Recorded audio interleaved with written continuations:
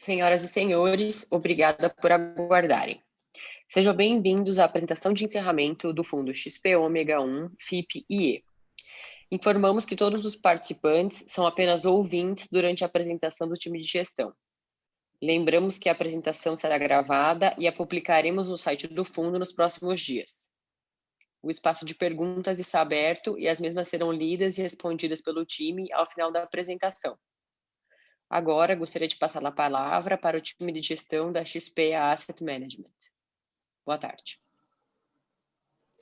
Boa tarde a todos. Túlio Machado falando. Queria agradecer a presença de todos nesse último call nosso de resultados da apresentação do XP Ômega.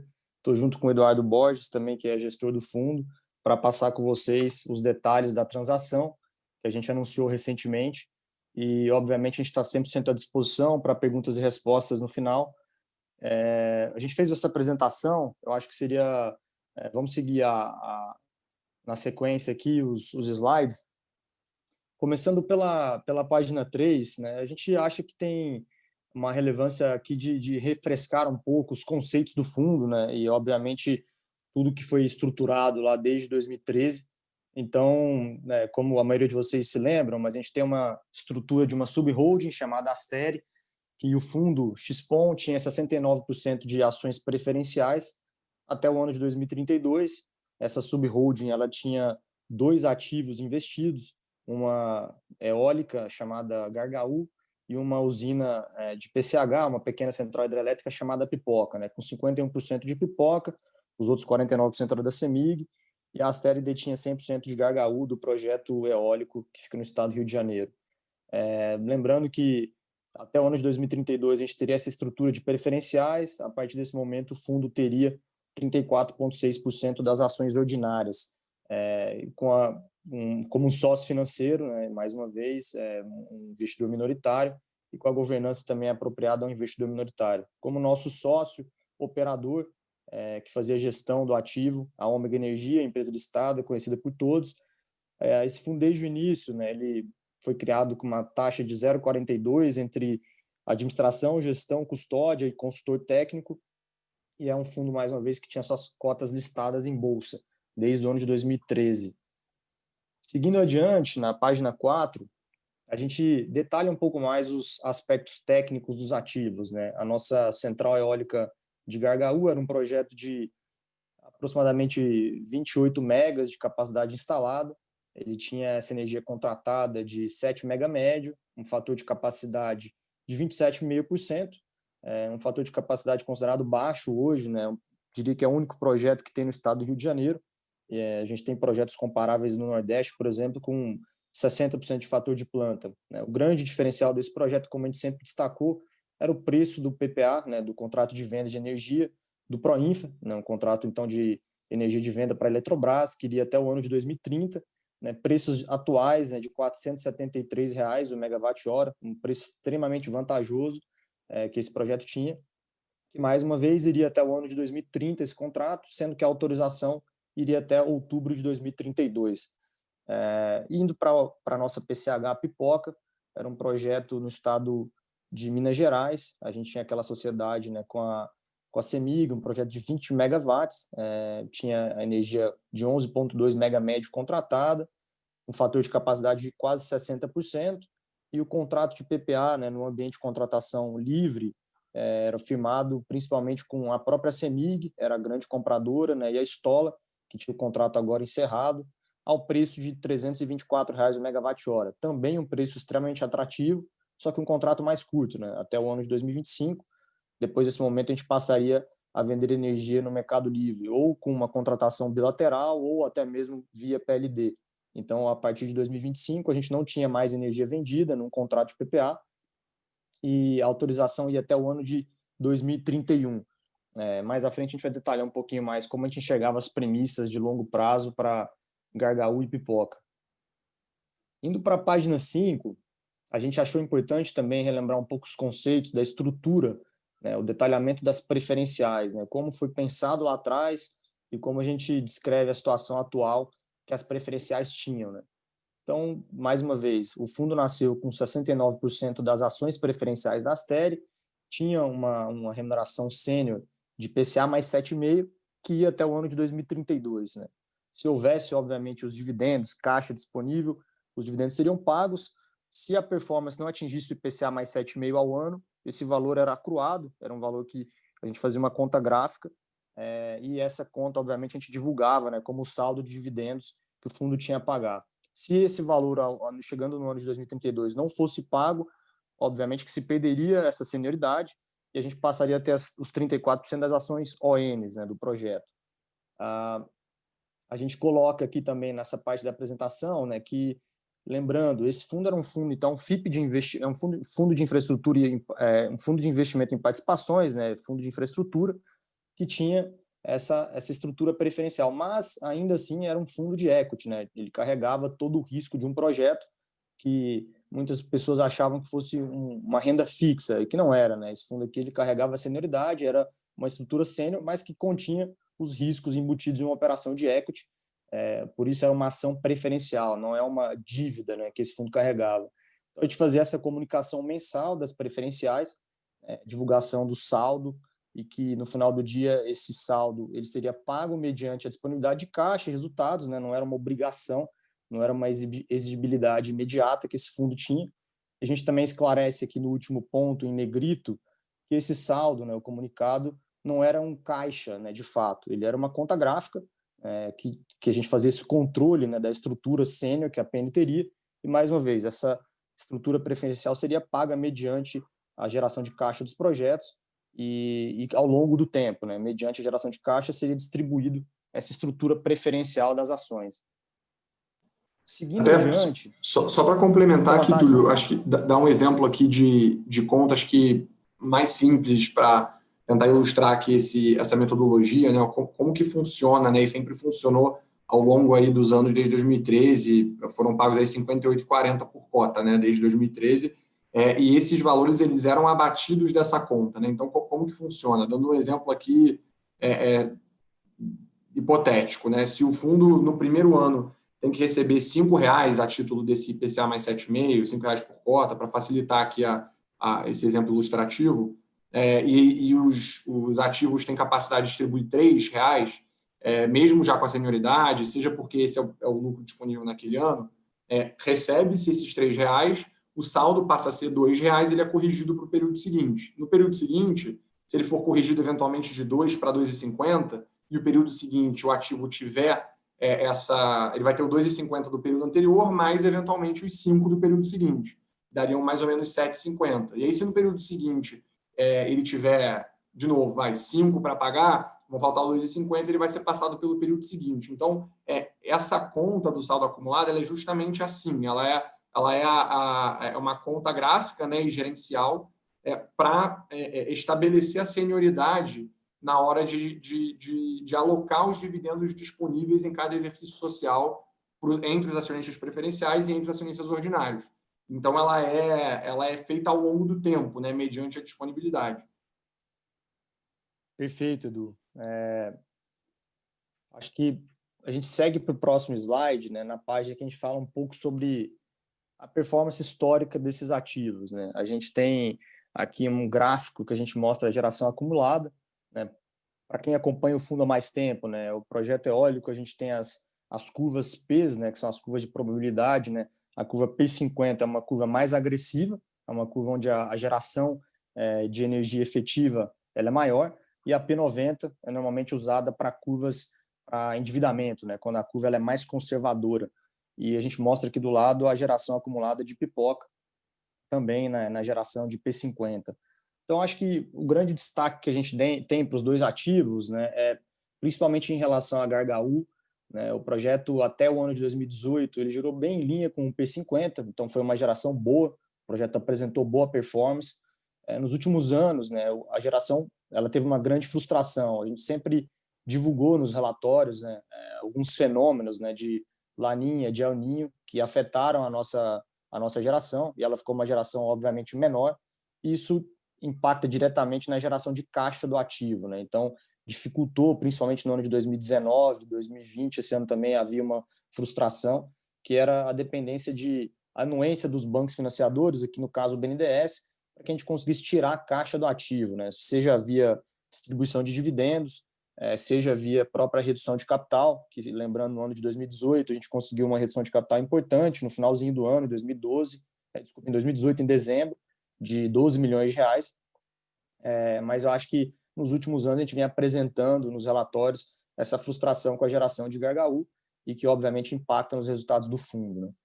Indo para a Pipoca, a gente tem justamente o contrário, né? E algo também que a gente sempre ressaltou nos nossos relatórios, né? A gente tinha quase que um hedge natural na Astere, né? Pela situação de correlação negativa, né? Enquanto o projeto Gargaú, que fica no Sudeste, aqui no Rio de Janeiro, ele tinha bons ventos, né? Isso significava menos chuva. Isso era uma correlação negativa, que o contrário também era verdadeiro, né? Em anos de mais chuva, a gente tinha menos vento. Então, a geração histórica de Pipoca ela foi justamente o contrário. Ela teve uma geração abaixo, uma frustração até o ano de 2018, e a partir desse momento ela começa a se recuperar. Então, esse ano, por exemplo, foi um ano muito bom. Foram anos que Pipoca apresentou ótima geração. Eu acho que, então, o fundo acabava entregando essa performance em linha, sendo que Gargaú gerou, nos primeiros anos, muito bem, Pipoca gerou um pouco pior, e agora a gente teve essa inversão de situações, mas a gente tinha uma proteção também dentro de Pipoca, né, por ser uma PCH, que era uma pipoca a Pipoca estava num mecanismo de realocação de energia, né, que é o MRE. Muitas vezes a gente falou, explicou muito em detalhes como funcionava a estrutura do MRE, principalmente pelas relações que tem, né, com o GSF, e por isso também a gente muitas vezes conseguia, mesmo com a geração mais frustrada, mas pelo mecanismo de relocação, distribuir caixa, distribuir dividendos, mas também era sempre uma dificuldade, principalmente com os bancos financiadores, né? Porque uma situação onde você não tinha a geração esperada, muitas vezes você tinha travas, né, de quebra de covenants nos contratos. Então, acho que o grande destaque aqui, não sei se tem algum complemento sobre geração dos projetos.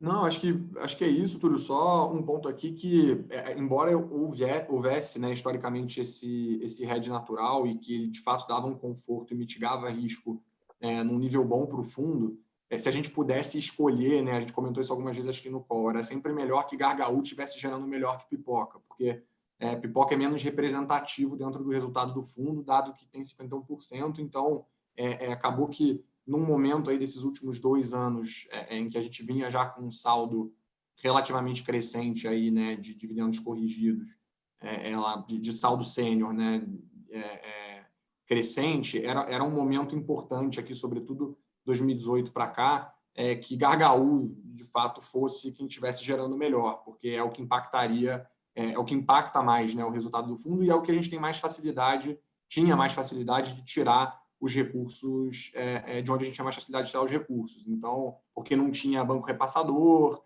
porque não tinha sócio também para precisar, enfim, aprovar antes de subir. Então, só complementando aqui o ponto que você colocou, Túlio. Perfeito. Acho que a gente pode seguir para a próxima página, por favor, Bianca, obrigado. Aqui a gente traz uma fotografia, né, financeira dos ativos, né, tanto do ponto de vista de DRE, né, receita, EBITDA, lucro líquido, quanto uma foto também de balanço, que a gente mostra aqui de setembro de 2020, né, o resultado trimestral, qual a posição de caixa, dívida e patrimônio líquido dos ativos, né. Acho que o principal destaque aqui que a gente sempre deu foi para, principalmente, a posição de caixa que o projeto de Gargaú tinha, uma situação que há algum tempo a gente vem apontando, né, de uma possibilidade de refinanciamento desse projeto, né, um projeto que hoje ele tem 41 milhões de reais de caixa, né, para uma dívida bruta com BNDES de 30 milhões, então é um projeto que tem caixa líquido, né, de mais de 10 milhões de reais, se você subtrair, né, a dívida pelo caixa, fica esse valor negativo, que significa que você tem mais caixa do que dívida. Enquanto Pipoca, um projeto que aí já é mais condizente com as condições de um projeto de infraestrutura, tem 7 milhões e meio de caixa. Obviamente que esse caixa, tanto de Gargaú quanto de Pipoca, não é um caixa 100% disponível, livre.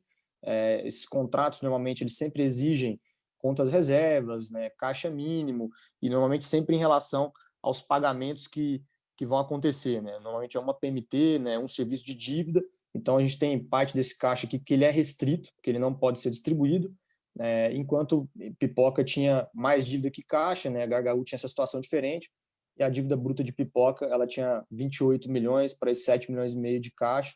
Aqui sim a gente tem uma situação de dívida líquida, né? Não de caixa líquido, e os patrimônios líquidos que a gente também sempre divulgava, né? A gente sempre divulgou também nos nossos relatórios, né, como a Asteri, essa conta pro rata de caixa, né, como se a gente pegasse aqui o 100% do caixa de Gargaú, somasse, né, aos 51% de caixa de Pipoca, a gente apresenta então essa conta de caixa fictícia da Asteri, né? Esse caixa aqui ele não está no caixa da Asteri, na realidade é uma conta que a gente faz gerencial, não é uma conta pro forma, quanto seria esse caixa entre aspas que a Asteri teria, mas não é um caixa que está lá na subholding, até porque se houvesse caixa na subholding, esse caixa seria livre, né? Dado que a subholding da Asteri ela não tem financiamento, então a gente teria toda a liberdade para distribuir sempre que a gente quisesse, né, esse caixa da Asteri. Ao mesmo tempo que a dívida bruta da Asteri não significa uma dívida de fato, né, uma somatória, um somatório aqui pró-rata, mais uma vez, das participações, né, de dívidas que os projetos têm em seus percentuais, né, 100% somado aqui da dívida de Gargaú, 51% da dívida de Pipoca. E o patrimônio líquido também é a mesma situação, né, uma conta ponderada aqui pelos patrimônios líquidos respectivos dos ativos. A gente olha principalmente para os gráficos, né, consegue ver que, mesmo sendo projeto de infraestrutura do setor elétrico, que tem energia contratada, havia oscilações, né, havia certa volatilidade, e aí os contratos, cada um tem uma mecânica, né, de reajuste de preço. No caso de Pipoca, você tinha MRE, no caso também do Proinfa, você tinha suas especificidades, mas a gente via aqui que há alguns anos houve uma geração muito importante, né, no ano de 2017, de 46 milhões, enquanto alguns outros anos a gente teve gerações frustradas, no ano de 2018, né, de 35 milhões, assumindo aqui a geração da Asteri. E a mesma coisa se refletia para a EBITDA e para a conta de lucro líquido, né? Alguns anos aqui, igual o ano de 2018, que a gente exemplifica, foi um ano em que Gargaú gera muito mal, o lucro líquido da companhia foi de R$1 milhão. Então, a gente nota que, de fato, as distribuições ficaram mais restritas a Gargaú após o ano de 2018, com os bancos dificultando a anuência, né, de distribuição de caixa via dividendos ou redução de capital. Acho que a gente parte agora para racional do projeto da venda, né, na página 9.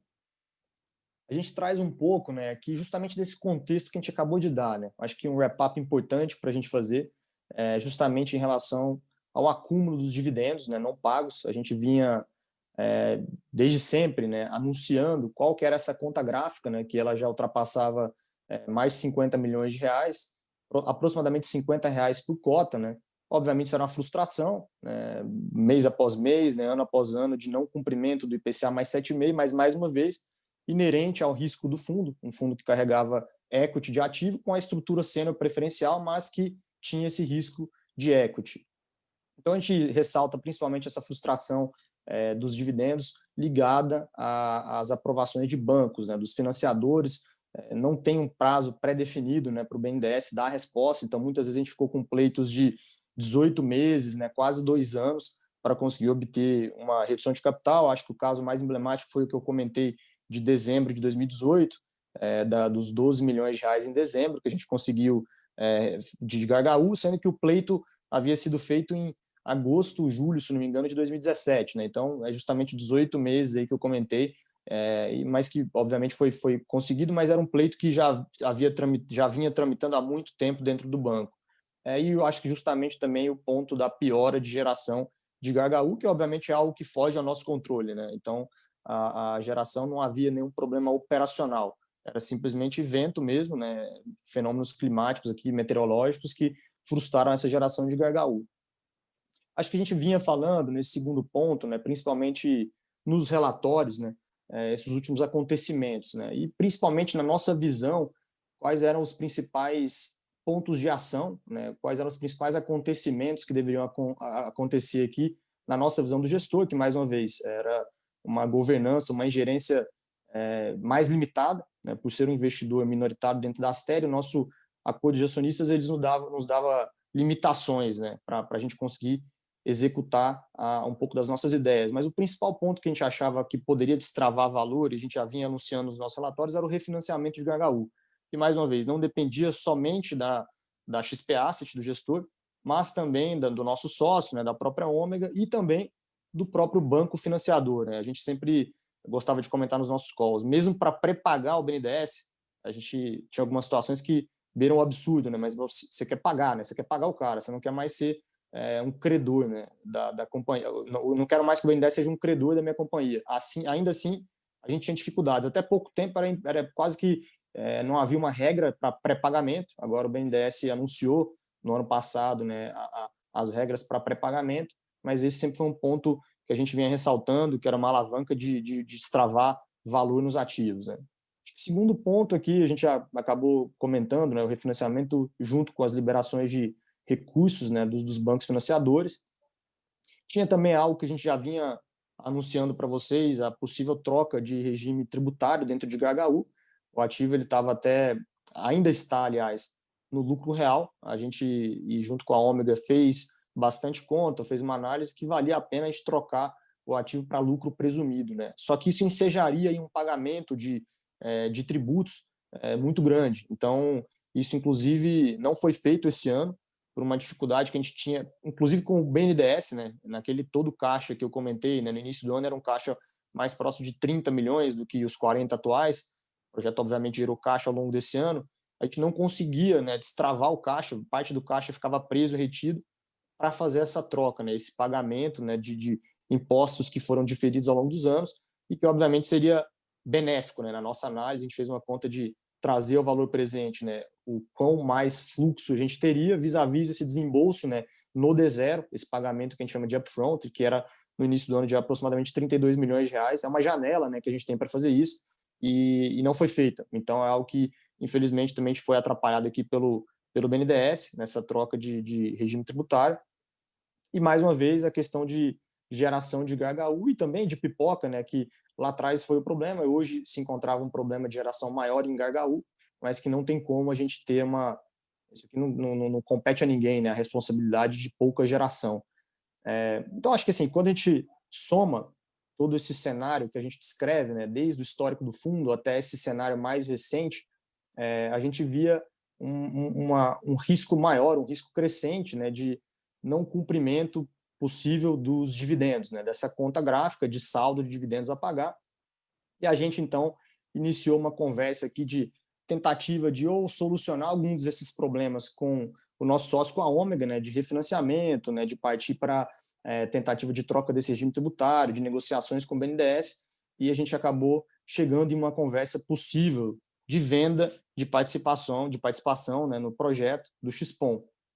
Acho que a gente parte aqui agora, depois dessa explicação do contexto, né, para um ponto que foi questionado no nosso último bate-papo, né? Na terça-feira passada, a gente fez uma vídeo muito rápida para tirar dúvidas, né? A gente mirava justamente essa reunião de hoje para esclarecer, para detalhar, para mostrar aqui números e para mostrar todo esse racional, mas a gente, como recebeu bastante questionamento, né, muita dúvida por e-mail, a gente preferiu naquele bate-papo ali esclarecer algumas dúvidas, e algumas dúvidas a gente está trazendo aqui como resposta, né? Uma delas foi o porquê, né, o gestor realizou a venda para a Ômega e não fez um processo competitivo, né? A percepção talvez de alguns cotistas é que houvesse uma maximização de valor caso a gente fizesse, né, um processo competitivo, contratasse um banco, uma boutique de M&A. E na nossa experiência, né, na nossa visão aqui como gestor, haveria pouco interesse, até porque a gente está sempre analisando novos projetos por outros fundos aqui, e sempre há a visão de um novo comprador, ela passa pelo entendimento de qual o nível de governança, né, qual a ingerência que eu vou ter nesse tipo de ativo. Então, na nossa visão, um processo competitivo aqui, ele teria pouca atração, né, ele teria pouca atratividade para potenciais compradores, pelos pontos que a gente listou abaixo, né, principalmente pelo fato de o XPOM ser um sócio minoritário. Então, a gente era sócio de um acionista estratégico. Obviamente que nenhum outro estratégico toparia olhar uma transação como essa, né, sem ter a ingerência no ativo, né, com uma governança limitada. É muito raro a gente ver dois estratégicos sócios de um ativo, a não ser que seja um ativo realmente muito grande para fazer sentido, né, que não é o caso aqui do ativo do XPOM, né, dos dois ativos. Tinha algo também aqui dentro do nosso acordo de acionistas que ele traz bastante desinteresse, né? Ele desincentiva bastante potenciais compradores a analisar uma operação quando existe o que a gente chama de right to match, né? Que é o direito de igualar a proposta que é recebida, né? Então, toda vez que um potencial comprador ele pensa em gastar tempo, né, e consequentemente também não só o tempo, mas também dinheiro em um processo, sabendo que o acionista majoritário é um acionista capitalizado, que está anunciando aquisições recorrentemente no mercado, que é o caso da Ômega. Então, isso, obviamente, traz aqui pouco interesse para o processo, né? A gente também via, principalmente, esses pontos de performance, né, abaixo do esperado dos últimos anos, como algo que seria bastante questionado, né, em um eventual processo competitivo. Todo comprador ele faz uma diligência, né, técnica dos ativos, então ele vai fazer uma visita técnica, uma visita presencial nos ativos, contrata engenheiros independentes. Obviamente que isso aqui seria um questionamento se esses projetos seriam modelados, né, a geração de P50, que é aquela geração mais agressiva que eu comentei. Obviamente, se o comprador ele coloca um desconto, né, até pelo histórico que está sendo apresentado de geração, isso aqui impacta o valuation, né? Você colocar um fluxo de geração menor significa menos geração de caixa.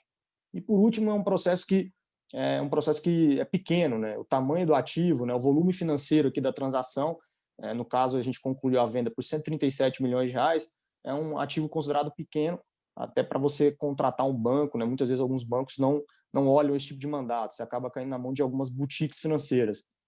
E aí a gente traz, inclusive, além de pouco interesse, né, que a gente acha que encontraria no mercado, haveria também desvantagens, né, de por que não contratar esse processo de M&A. Primeiro que contratar um banco, contratar uma boutique, né, é cobrado FII, né, dependendo principalmente da grife, né, de quem a gente está contratando, é caro, né, dependendo aqui pode ser valores de 3% a 5%, principalmente quando é uma transação pequena, né, os 3% muitas vezes é cobrado porque é um deal pequeno. Então, se a gente estivesse falando aqui de um deal de 100 milhões de reais, a gente estaria falando de 3 milhões, 2 milhões de reais para você ter alguém que fizesse um processo para você que, mais uma vez, teria pouca atratividade na nossa visão, fora o tempo, né, que um processo desse consome, né, de fazer material, teaser, fazer o infomemo, né, montar um data room e depois fazer todo o processo de diligência. É um processo normalmente que dura pelo menos 6 meses, e as negociações também, que a gente coloca nesse ponto seguinte, né? Sempre que um ativo é vendido, ele tem um contrato de compra e venda, né? Muitas vezes as pessoas chamam de CCV. Um contrato de compra e venda com um terceiro, ele sempre embute retenções de recursos. Obviamente, quem está comprando o ativo tem uma simetria de informações, ele não conhece, obviamente, o ativo, né? No caso, como a Ômega conhecia e operava e tinha informações aí desde o início da operação dos ativos, então ele exige, né, no contrato de compra e venda, potenciais retenções para cumprir indenizações que potencialmente apareçam, até mesmo passivos, né, que essas companhias, toda companhia tem, né, seja tributário, seja trabalhista, seja fiscal. Então, contratos de compra e venda, eles ensejam normalmente em retenções de recursos, né? E por último, né, a gente coloca aqui que potenciais compradores, né, dado o menor conhecimento também que a própria Ômega tinha do ativo, eles praticariam taxas de desconto maiores, né, do que foi praticado aqui na nossa transação, principalmente porque o ativo, mais uma vez, é um ativo pequeno, pela participação minoritária, então alguém realmente só compraria um ativo como esse, descontando a taxas altas para que fosse realmente uma barganha, para que trouxesse interesse de alguém. Então, isso aqui eu acho que é um ponto muito importante, que a gente gosta de deixar sempre de forma transparente para vocês o nosso racional, o racional do gestor. Acho que esse questionamento aqui, a gente traz esse slide justamente para deixar claro que muitas vezes a percepção de que se a gente fizesse esse processo competitivo, na nossa visão, seria um preço pior, em condições piores, né, de cláusulas de indenização, cláusulas de retenção de caixa para potenciais passivos e, mais uma vez, preço muito provavelmente, na visão do gestor, pior do que o preço que a gente conseguiu realizar a venda aqui para a Ômega. Seguindo adiante, a gente traz agora um pouco mais de cor em relação à própria venda com a Ômega, né? Então, algumas rodadas de negociação aconteceram, né? A Ômega primeiro demonstrou o interesse, né, e sinalizou um primeiro preço de compra do ativo, que obviamente a gente conseguiu melhorar, a gente conseguiu maximizar esse preço. Então, o primeiro preço que foi apresentado de forma informal do ativo era um preço abaixo, inclusive, do valor patrimonial, né? Era R$110 por cota que a gente recebeu. Obviamente, a gente tinha aqui como meio de maximização do valor, era mostrar que a gente acreditava que esse ativo poderia valer mais, né? Inclusive, a gente demonstrou isso através de uma possível proposta, né, de um fundo aqui da XP Asset para comprar um ativo, e aí sim, através dessa proposta que foi apresentada, a Ômega exerceu o direito de preferência, né? Só lembrando que essa proposta estaria sujeita, essa proposta sim, aprovações em assembleias, né, tanto do XPOM quanto do outro fundo gerido pela XP Asset, e aí sim a gente alcançou esse valor aqui de 137.370, 124.61 por cota, que na nossa visão a gente até coloca, né, e ressaltou muito isso no nosso call passado, né, como uma transação excelente, uma transação realmente muito acima do valor de tela, né, muito acima dos valores que até hoje foram negociados de cota, que foi no dia do anúncio da transação, mais de 31%, né, de prêmio em relação ao valor que estava sendo negociado no dia 30/10, e em relação ao valor patrimonial, que foi calculado esse ano passado também, todos os anos sempre houve o laudo de avaliação, que foi feito por uma empresa independente, ficou 10% acima desse valor patrimonial. Por isso a gente considera uma transação extremamente satisfatória, né, que agregou bastante valor a todos os acionistas, a todos os cotistas, e principalmente com os termos, né, como essa proposta foi colocada, né. Mais uma vez, a gente traz aqui detalhes do contrato de venda, né, que, mais uma vez, o nosso contrato ele não prevê nenhum tipo de obrigação, de indenização para o vendedor, né. Então, o contrato foi assinado e liquidado no mesmo dia. Normalmente, essas assinaturas, né, a gente fala signing e closing, acontecem mediante cumprimento de condições precedentes, né. A gente conseguiu fazer a venda em uma só vez, sem parcelamento, sem retenções de caixa, sem ficar com passivos, né. Mesmo a gente sendo acionista no passado, a gente não carregou aqui nenhum tipo de passivo. Por isso o fundo, né, a gente coloca aqui no último bullet, ele pode ser encerrado porque ele não carrega nenhum tipo de garantia de passivo relativo a essa venda que a gente realizou para o sócio, né, para a Ômega. Acho que a gente parte para o próximo slide. Obrigado, Bianca. Aqui a gente fala um pouco sobre premissas, né? Também foi bastante questionado em relação a quais foram as premissas usadas, as premissas utilizadas para precificar esse ativo. Eu acho que aqui é uma parte que a gente está abrindo muito, né, do racional de precificação. Inclusive é algo que era fácil de ser feito, né, pelos próprios cotistas, né? Quem tinha ações aqui tinha modelos próprios. A gente divulgava também nessa tabela aqui abaixo. Muitos de vocês vão reconhecer essa tabela, que era dependendo do preço de entrada, né, da cota, que os cotistas comprassem essa cota, os retornos implícitos eram justamente o que está aqui do lado direito, né? E aí a gente traz, né, até o valor de 115, era o que a gente divulgava, ou seja, é um valor, inclusive, que surpreendeu. A gente não esperava que fosse vendido por um valor acima disso, né? A gente conseguiu esse valor aqui de 124,60, então fica próximo de 125. A taxa de desconto, né? Então, nessa sensibilidade, para quem comprasse, né, eventualmente um cotista que algum dia comprasse essa cota por R$125, através da estrutura do fundo, do XPOM, ele teria essa rentabilidade de IPCA mais 6,5, né? E aí, vamos agora abrir as premissas, que foram premissas exaustivamente divulgadas, né? Quem participava dos nossos calls, quem lia os nossos relatórios, sabia que a gente praticava essas premissas no nosso cenário base, e obviamente que aqui a gente traz de forma muito coerente qual é o preço de entrada de alguém que comprasse essa cota por R$125, que era um valor, inclusive, abaixo, né, em termos de expectativa que o fundo pudesse entregar da preferencial, né? A preferencial era IPCA mais 7,5, que tem que ser feito um ajuste nessa conta, né, que o 7,5, na realidade, tem que ser deduzido 0,42 de taxa de gestão, administração e consultoria. Então, seria, na realidade, mais próximo de IPCA mais 7,1. Vocês vão entender, inclusive, por que eu já estou trazendo esse ponto. Então, no final do dia, né, como de forma muito básica aqui, a maioria de vocês conhece isso, mas como a gente precifica um ativo, né? O valor intrínseco de um ativo nada mais é do que o valor presente dos fluxos de caixa descontados, né? Então, a gente fez exatamente isso, como a gente sempre alimentou essa planilha e divulgava essa planilha para o mercado. A gente fez uma conta que a gente chama de DDM, né? O dividendo descontado, né? O modelo de dividendo descontado para os dois ativos, inclusive assumindo reduções de capital, ou seja, isso é uma premissa que não necessariamente é uma premissa que muitos compradores adotam, né? Porque o que é fácil de você conseguir é o dividendo que é gerado, né? Então você faz lá as restrições que existem para o balanço, né? Caixas, lucros que tem que ser retidos, né? E obviamente que as reduções de capital dependem dos pleitos, né, de anuência dos bancos. Então a gente colocava aqui de 2 em 2 anos reduções de capital, que não é uma premissa trivial. Colocamos aqui, inclusive, que a gente falou bastante hoje, né? A questão das preferenciais. Então, toda a senioridade, aquele caixa que a gente assumia, né, como conta gráfica, ele está dentro dessa conta de fluxo de caixa futuro. Então, todo o fluxo gerado alimenta primeiro as preferenciais, os 69% que o fundo tinha. Então, ao longo do tempo, obviamente, isso foi considerado, como sempre foi considerado. Mais recentemente também, a gente colocou esse terceiro ponto, né? Uma vez que o contrato de pipoca ele acabava em 2025, a gente considerava uma renovação por 36 anos, né? A autorização da PCH de pipoca vai até 2031.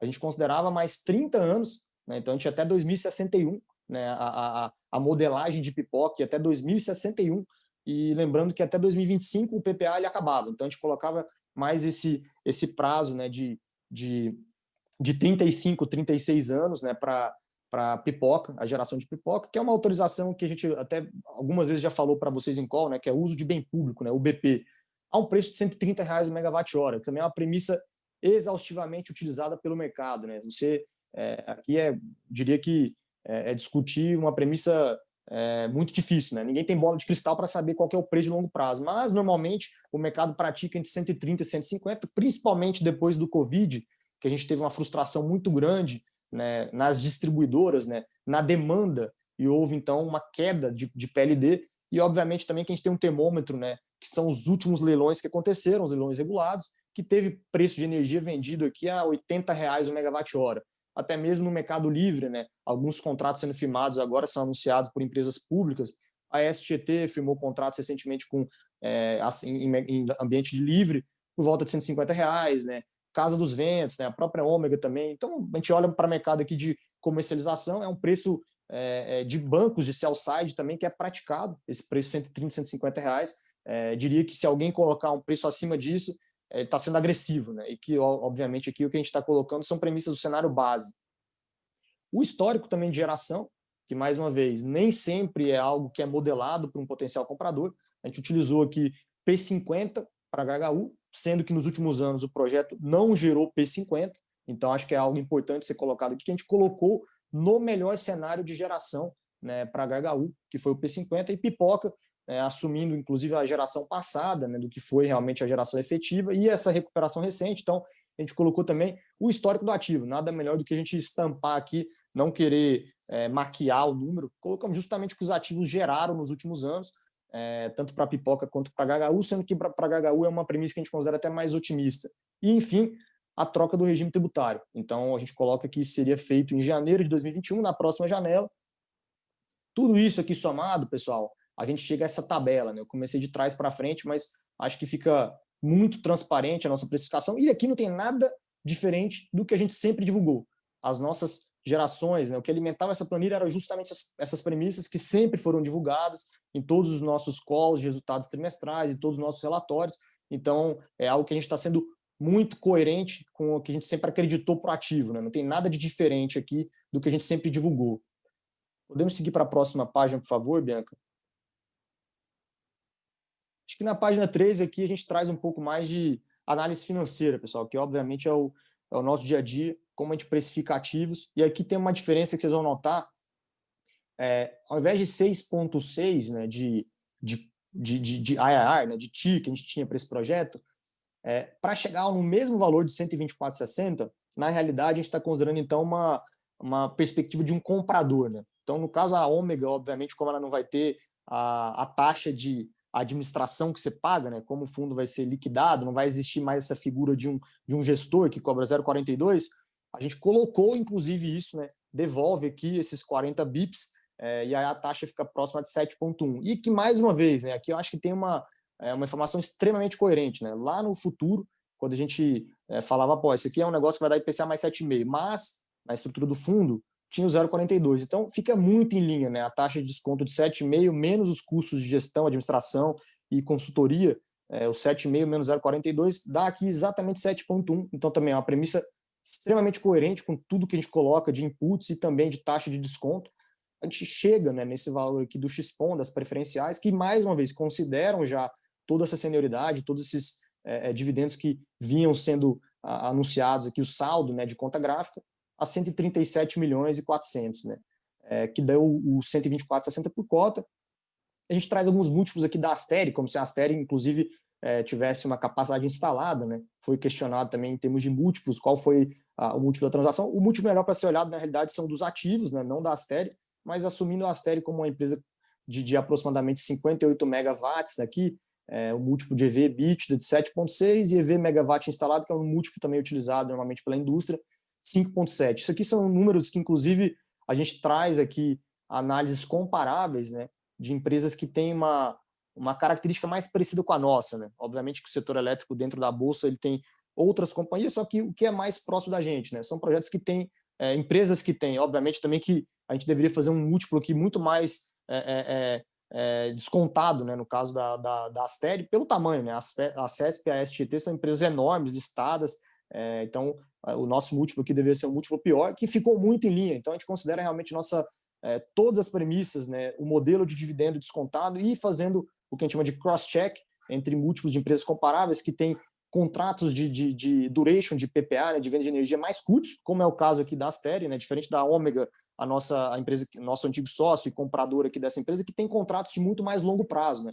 Tem contrato de PPA hoje de 20 anos, então tem um duration muito maior do que o nosso. Então, havia um risco embutido aqui, que por isso a gente se assemelha mais a essas duas empresas, a CESP e a STT, que têm contratos mais curtos nos seus projetos. Quando a gente analisa aqui individualmente os projetos, a gente vê também os múltiplos, como eles ficaram de forma condizente, né? Inclusive, ressaltando aqui o múltiplo de price earnings, né? de lucro, de preço sobre o lucro, né? De quase 24 vezes para a HHU, né? Justamente mostrando a frustração de lucro que esse projeto tem nos últimos anos, né? A gente coloca aqui os últimos 12 meses, e mais uma vez o EV/EBITDA e o EV/megawatt instalado, de forma muito condizente, né? Com projetos aqui parecidos, né, com transações precedentes. A gente olha sempre múltiplos de M&A também que são realizados no mercado recentemente. E outro grande balizador para a gente, né, é a própria taxa de desconto. Empresas listadas em bolsa, né, a própria Ômega, elas têm um custo implícito aqui de desconto por volta de IPCA mais 7. E mais uma vez, são empresas de 7, 8, 10 bilhões de reais de valor de mercado, enquanto um projeto de 137 milhões de reais ter sido descontado nessas mesmas taxas é uma transação extremamente favorável para os cotistas, né? Uma transação espetacular na nossa visão. Por isso que a gente anunciou essa transação de forma muito contente para os cotistas. A gente acredita que a gente gerou muito valor para os cotistas com essa transação. A gente coloca, inclusive, aqui alguns cenários de sensibilidade, sensibilizando essa taxa de desconto e preço de longo prazo, que, mais uma vez, a bola de cristal aqui de preço de longo prazo é o mais difícil. Vender energia no mercado livre, né? A PLD é uma roleta russa, né? Vai de R$500 a megawatt-hora a R$50 a megawatt-hora. Então, normalmente, esses contratos são firmados de mais longo prazo, que isso impacta, né, em preço. Por isso que a gente assume essa premissa de 130, mas que a gente pode brincar com essa premissa que, mais uma vez, assumir um preço mais alto significa você embutir mais risco. Então, obviamente, que eu andaria sempre para o lado, na diagonal, para baixo e para a direita, né? Se você coloca um preço mais alto, você aumenta também sua taxa de desconto para ficar condizente aí com o risco-retorno da operação. Acho que a gente pode passar aqui, Edu, não sei se tem algum ponto que eu esqueci de mencionar. Não, Túlio, acho que é isso mesmo. Acho que é isso mesmo que você comentou. Podemos ir para o próximo slide, por favor, Bianca? Prometo que estou acabando, pessoal, para a gente ter uns minutinhos finais aqui para perguntas. Eu acho que a gente mostra aqui o histórico de performance da cota, né? A gente faz, inclusive, uma conta que normalmente é feita, né, para ativos que são listados em bolsa nos últimos 30 dias, 60 dias e 360 dias, qual foi o valor médio da cota, né? De 96,74, 97,66 e 98,78. Todos esses cenários, né? E aí a gente mostra aqui os prêmios que estão em relação a esses cenários. Então a gente considera realmente a transação, nunca foi negociado, né, próximo desse valor de R$125, R$124,60. O valor mais alto historicamente negociado foi a R$118,50. Então a gente, mais uma vez, né, a percepção do mercado, a percepção dos cotistas é que esse negócio foi um negócio muito bem feito, foi exitoso, né, porque o mercado nada mais é do que um mercado teoricamente racional, né, que precifica os fluxos de caixa futuro, e mais uma vez a gente trouxe a taxa de desconto a premissas que a gente considera muito boas para um cenário de venda, né. Na próxima página, a gente traz um pouco o histórico de dividendos e rentabilidade, né, que foi um questionamento também feito. A taxa interna, então, desde o IPO do fundo, lá de 2013, foi de 10,60, né, a taxa nominal. A taxa interna de retorno desde o IPO real, né, foi de IPCA mais 5,2, assumindo a data base, né, do dia 30/10 para fazer essa conta, embora o cotista ainda não tenha recebido esse valor, mas a gente traz isso aqui como uma expectativa, inclusive, de que isso seja brevemente resolvido, né, a questão de aprovações aqui, a consulta formal está feita. E, mais uma vez, uma pergunta que foi feita, né, não havia nenhum fee de incentivo de performance, né? O gestor aqui, a XP Asset, não tinha taxa de performance nesse fundo, então, de fato, a nossa venda foi realmente uma venda 100% pensando na maximização de valor para o nosso cotista, uma venda que a gente acredita genuinamente aqui na geração de valor que foi feita para o nosso investidor. E aqui a gente traz também o histórico, né, de dividendos pagos, né, de distribuições, reduções de capital, que foi feita pelo fundo. Mais uma vez aqui apresenta uma volatilidade, né? No ano de 2018, o grande driver aqui dos 3,89, dos quase 14%, foi aquela redução de capital de 12 milhões. Desde então, a gente tem dificuldades aqui nesses últimos 2 anos, né? A gente está entrando em dezembro, que não é feita uma outra redução de capital em HGU. Há pleitos, inclusive, lá no BNDES para isso, mas que dificilmente a gente tem visibilidade quando aconteceria. E aqui a gente mostra aquela conta gráfica, né, que é a conta do saldo corrigido pelo IPCA mais 7,5, que a gente falou lá atrás. Acho que a gente pode ir para a última página. Quer pegar aqui, Edu? Claro, combinado. Aqui acho que vale a pena a gente frisar aqui os próximos passos, né? Dado que, como a gente comentou, né, a venda foi assinada e desembolsada, né, no dia 30 de outubro, então o caixa hoje está no fundo.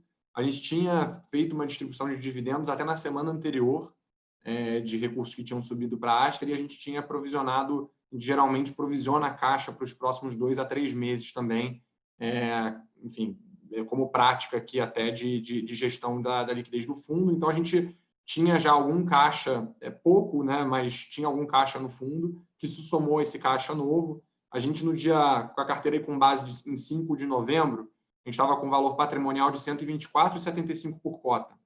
Não está muito diferente da carteira atualizada. E a nossa pretensão aqui, e a gente está confirmando justamente com o administrador do fundo, é fazer uma distribuição retendo só recursos aí residuais para a liquidação da estrutura, a liquidação do CNPJ, a liquidação do fundo, né? E a gente tem que fazer um laudo de avaliação, auditoria final também, acho que são pontos super importantes, e praxe de liquidação de FIPS. Então, a nossa intenção aqui é reter por volta de 25 centavos por cota e distribuir o restante dos recursos tão logo a gente consiga a aprovação aí da consulta formal. Inclusive, a gente colocou um link aqui na apresentação, tem um vote aqui no primeiro tópico. Quem não votou ainda, a gente, enfim, gostaria de encorajar todo mundo que puder a votar, até porque o caixa está no fundo, a gente não consegue distribuir, porque realmente para liquidar o fundo é importante que haja aprovação dos cotistas. Então, acho que é importante a gente ter essa aprovação. O prazo é até o dia 16/11, mas quanto antes a gente conseguir avançar com isso, acho que melhor para não ter o risco de, eventualmente, não ser atingido esse quórum na data.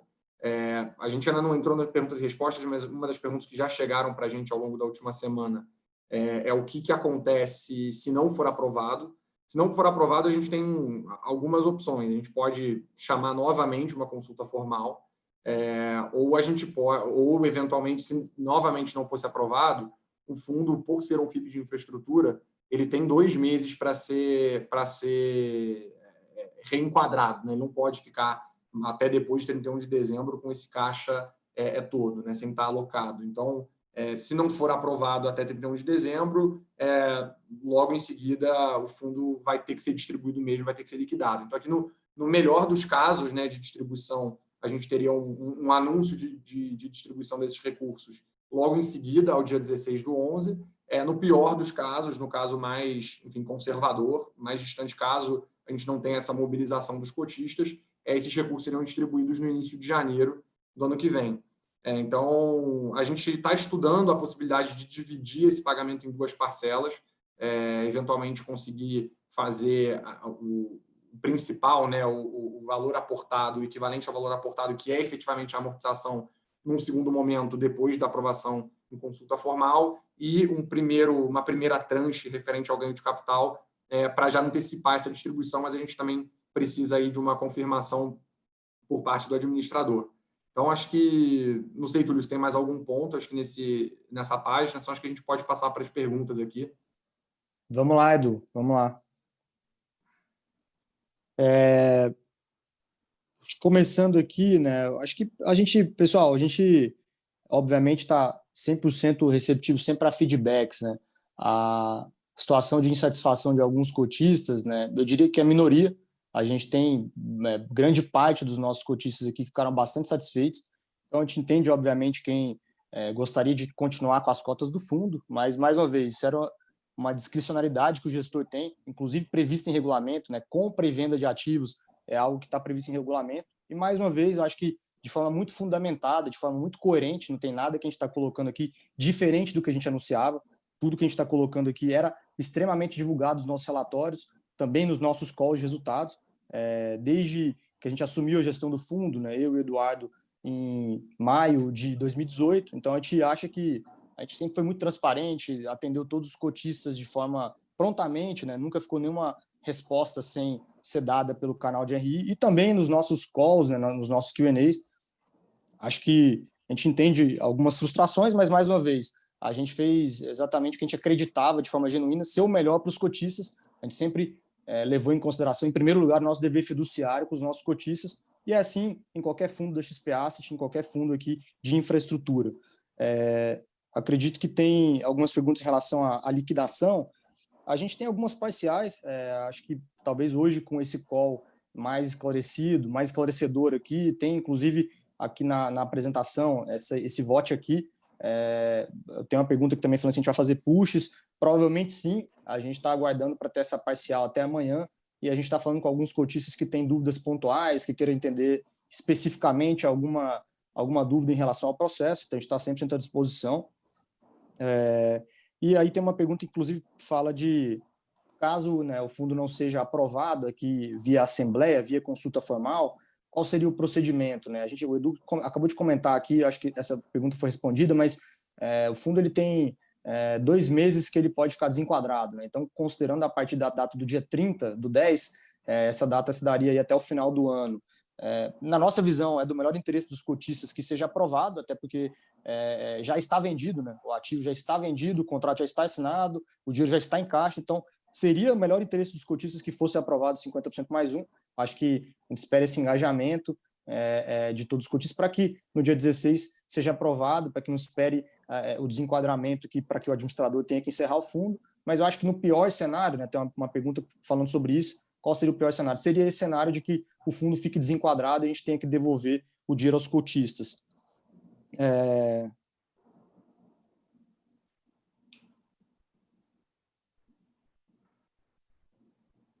Acho que tem um... Vai lá, Edu. Quer falar tudo? Não, tem uma pergunta. Não, eu ia falar uma do do Flávio. Acho que isso, achei a pergunta mesmo aqui. O Flávio pergunta sobre a regra de pré-pagamento do BNDES saiu ano passado. De fato, Flávio, ela saiu ano passado, mas eu confesso que mesmo para pagar o BNDES, né, para você ter uma ideia, vou te dar um exemplo real, tá? A gente abriu essa conversa de possível pré-pagamento com o BNDES, e aí o BNDES começa a puxar todos os contratos, e aí tinha um contrato de O&M, um contrato de operação e manutenção, que a gente teve que reapresentar, e eles falaram que a gente estava com uma cláusula do contrato que não estava sendo cumprida, né? Era um contrato de O&M, de operação e manutenção. Então, para você entender, te dando esse nível de granularidade, para você entender que sempre... O BNDES tem uma vontade, talvez, né, de não querer que você pré-pague a dívida, né, para eles. Então, ainda mais aqui um contrato estava sendo cumprido, que estava sendo pago, né? Então, é esse tipo de nuance que tem, né? Por mais que a regra exista, não é trivial você chegar e falar, BNDES, quero te pré-pagar. Tem todo um trâmite, existe uma regra já estabelecida, mas ele não tem prazo, não tem limite para te responder. Então, te dando um pouco de cor aí, você pode, em outros casos, de várias outras empresas que acessam o BNDES, isso é um problema recorrente, né? Quanto à aprovação aqui, a gente acha que já falou, né? A gente já falou um pouco dessas prévias, a gente tem, acho que a última prévia de segunda-feira, uns 20%, não me lembro, Edu, acho que é mais ou menos isso, né? Isso, por volta disso. E eu acho que em relação a... desculpa, vai lá, Edu. Não, acho que os pontos abaixo acho que a gente respondeu, né, das expectativas. O Charles perguntou aqui. Tem uma pergunta aqui do Charles, né, do tempo que a Vortex teria para responder. Charles, a gente tem pressionado bastante aqui, esse ponto ele é especialmente sensível, mais até para a Vortex, porque com base no valor que vai travar, né, essa distribuição que você vai ter para as pessoas jurídicas a consideração do que é o ganho de capital, né? Então, a gente tem pressionado aqui, a gente quer resolver isso logo, mas, enfim, é um ponto aqui que tem essa sensibilidade da questão tributária. Então, por isso que não foi de um dia para o outro aqui que a gente foi respondido, tá? Mas a gente está cobrando isso aqui e fazendo follow-up diariamente. Sim.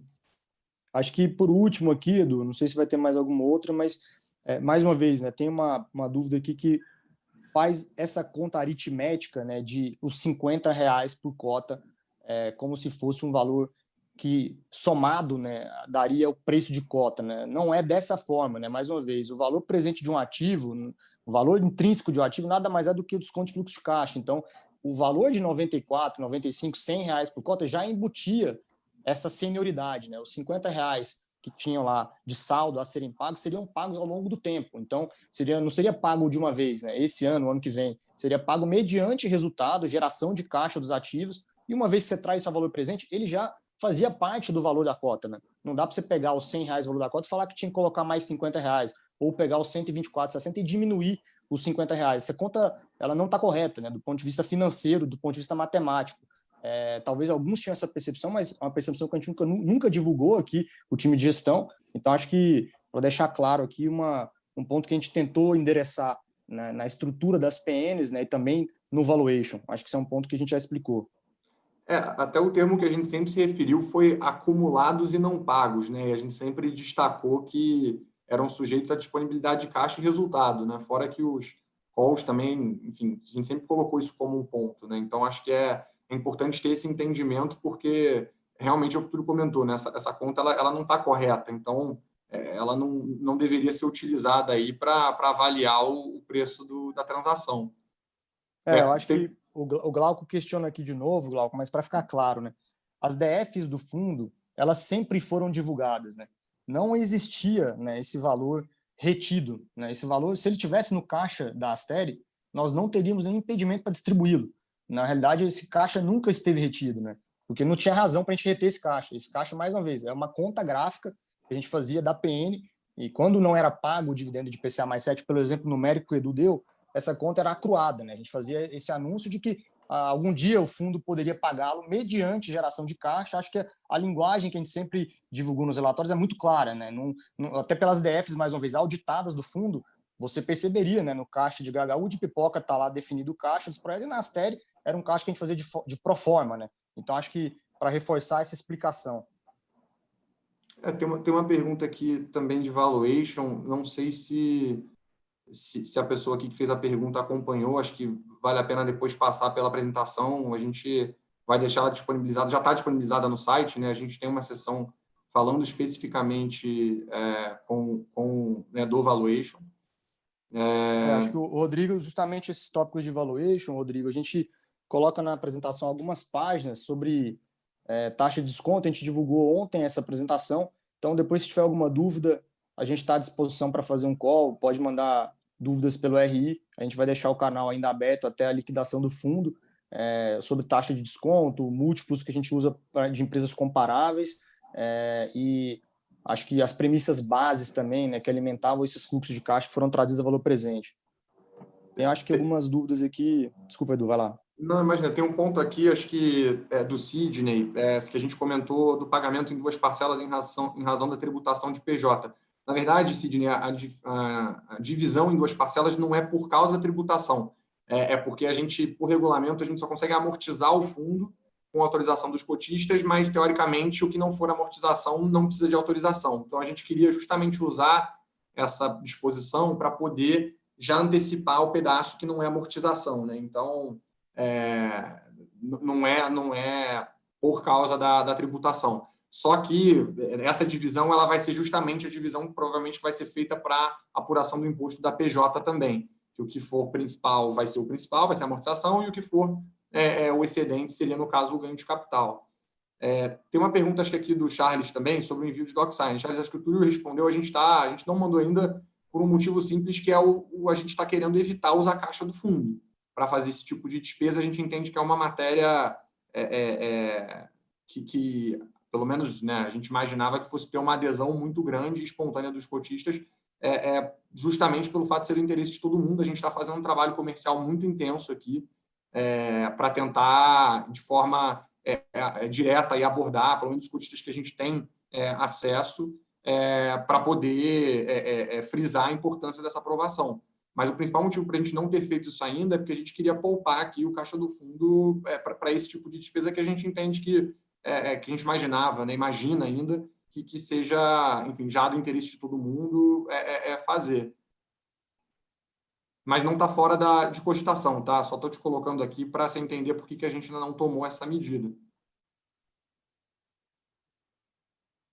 Aí aqui tem, acho que um ponto aqui de que, enfim, que a gente tinha um interesse aqui como gestora de fazer a venda do ativo, né? Devido à taxa de administração do fundo.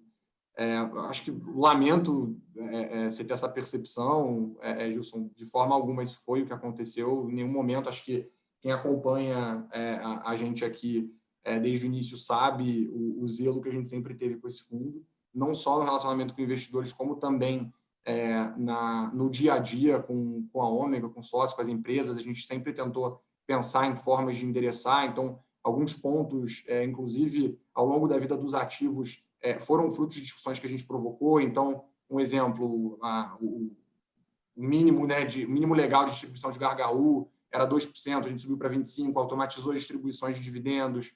Muitas das distribuições de dividendos, por exemplo, periódicas, né, que a gente acabou acelerando a periodicidade, foram muito por conta de iniciativas nossas, de já tentar destravar sempre o máximo possível.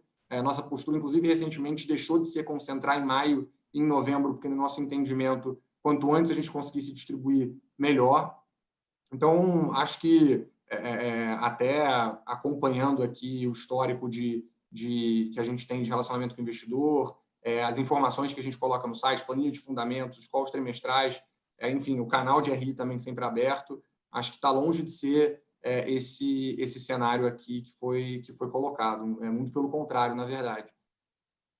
Inclusive, né, a venda, até como a gente colocou ao longo da apresentação, ela, acho que de vários pontos de vista, seja por análise de múltiplo, seja por análise de taxa de desconto, por análise de valor patrimonial, valor de tela, o valor de venda foi maior do que todas, né, foi consistente em todas essas óticas. Então, acho que isso é um ponto importante de se frisar também.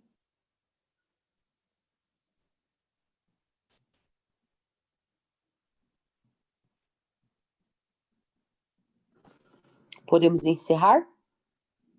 Acho que sim. Mais uma vez, pessoal, a gente queria agradecer a confiança de todos durante o nosso período de gestão do fundo. Tenho certeza que a gente sempre advogou e pensou em primeiro lugar nos cotistas, né, na geração de valor para os cotistas, e é assim em todos os nossos fundos de infraestrutura, em todos os nossos fundos da XP Asset. A gente está à disposição, a gente espera que vocês tenham tido uma boa percepção desse call, da nossa transparência, na abertura de informações que a gente fez. Normalmente a gente não abriria, mas eu acho que no princípio de transparência que a gente quis colocar tudo isso para vocês.